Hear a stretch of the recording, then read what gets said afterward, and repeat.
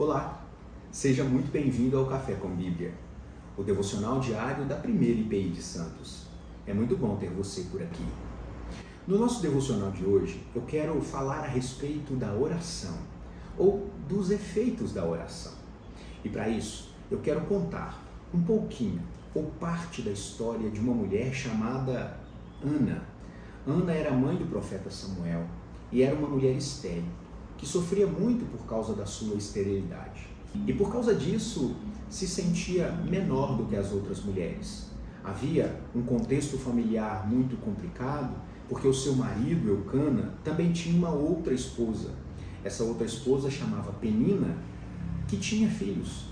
E por causa de ter filhos e Ana não poder ter filhos, havia ali um problema de relacionamento entre elas. 1 Samuel capítulo 1 nos diz que no momento em que eles foram em peregrinação para Jerusalém, para prestar os seus sacrifícios, que era o culto do Antigo Testamento, Ana se viu extremamente entristecida por causa desse problema de relacionamento com Penina, a sua rival. E o texto nos diz que Ana chorava e não comia. E é muito interessante que esse estado de tristeza levou Ana a se prostrar no templo em oração diante do Senhor.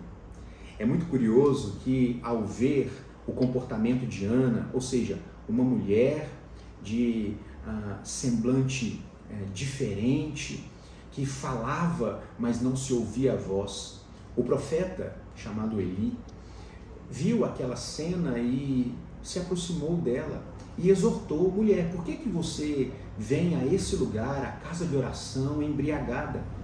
Ana então olha para o profeta e diz: não, Senhor, eu não estou embriagada, eu sou mulher de alma atribulada. E é muito interessante que ela refere-se a si mesma como sendo alguém extremamente entristecido. E na sequência ela diz: eu venho aqui derramar a minha alma diante do Senhor. E o texto diz que depois dessa interação, depois deste tempo de oração, Ana se levantou.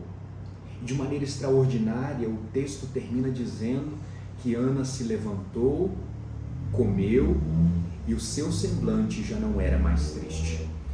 Perceba como existe um contraste entre a Ana que chega no templo para a oração, ou seja, entristecida e com pouco apetite, sem vontade de comer, e a Ana que agora sai do templo, uma Ana que o seu semblante já não era mais triste, que já sentia o desejo de comer.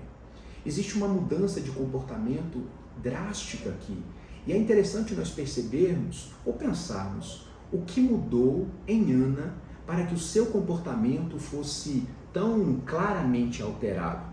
Porque veja, o motivo da tristeza, que era a esterilidade, ainda permanecia. Ana saiu do templo ainda estéril e ainda que naquele momento ela tivesse recebido o milagre e a cura por a sua esterilidade, ela ainda não sabia disso. Ela saiu dali e voltou para sua casa, ainda tendo que conviver com o dilema da esterilidade.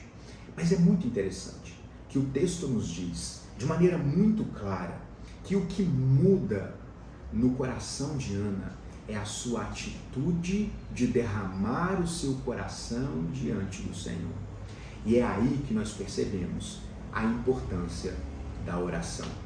Existe um livro que eu gosto bastante, que foi escrito por Francis Schaeffer, e o livro se chama O Deus que Intervém. Nesse livro, Schaeffer vai falar a respeito de que Deus é um Deus pessoal, relacional, que intervém no mundo. E é importante nós sermos lembrados disso. Todas as vezes que nós oramos ao Senhor, nós temos algumas certezas bíblicas que devem estar claras para nós. A primeira delas, Deus nos ouve.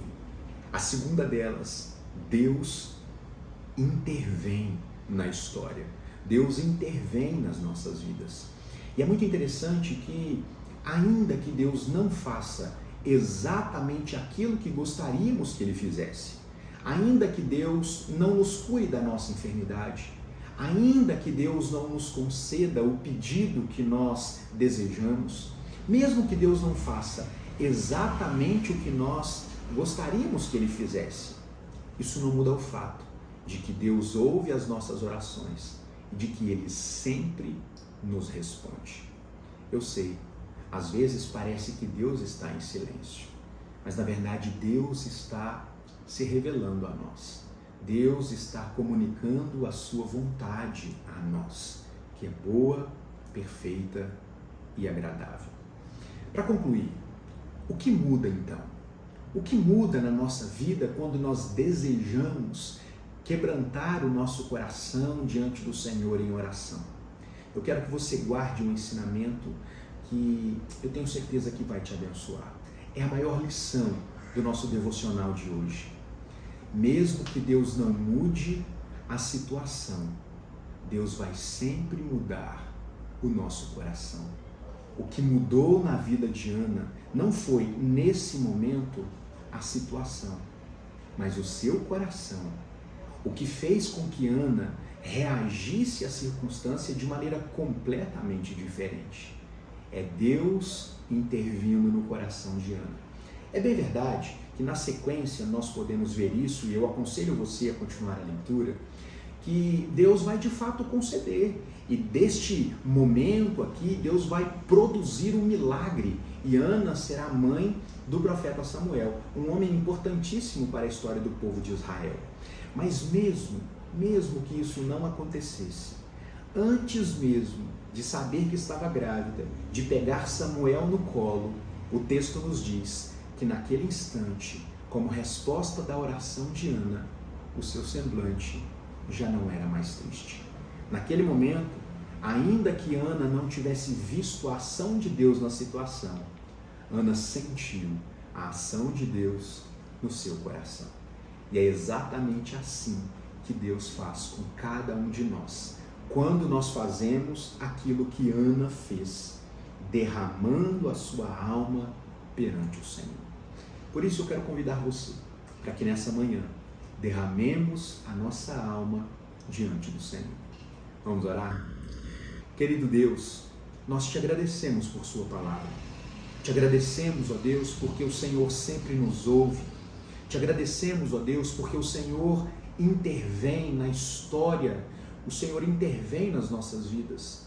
E isso, ó Deus, traz conforto, por sabermos, ó Deus, que o Senhor é aquele que pode mudar todas as coisas. O Senhor pode transformar, ó Deus, todos os cenários. Mas ainda que não seja, Deus, a vontade do Senhor mudar as situações, nós cremos por sua palavra que o Senhor sempre mudará o nosso coração e nos fará, Deus, nos sentir contentes, satisfeitos com a sua vontade. E por isso nós te agradecemos. Ao Senhor seja a honra, o louvor e a adoração para todos sempre. Em Cristo Jesus. Amém. Deus te abençoe, que você tenha um ótimo dia e um ótimo final de semana. Como sempre, que você tenha um ótimo café com Bíblia. Tchau.